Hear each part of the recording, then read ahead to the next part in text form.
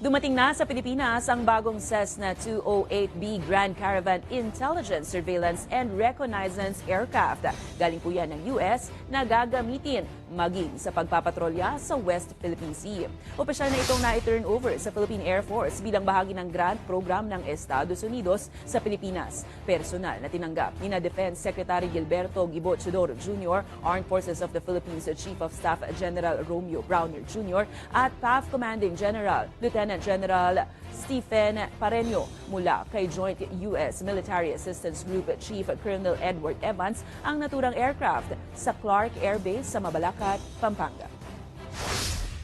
As mentioned by the Commander of Western Command, si Vice Admiral Carlos, our ability to protect our sovereign rights in our exclusive economic zone depends highly on the equipment that we have. So definitely this aircraft will help us, will boost our capability in making sure that we secure our territory and our sovereign rights.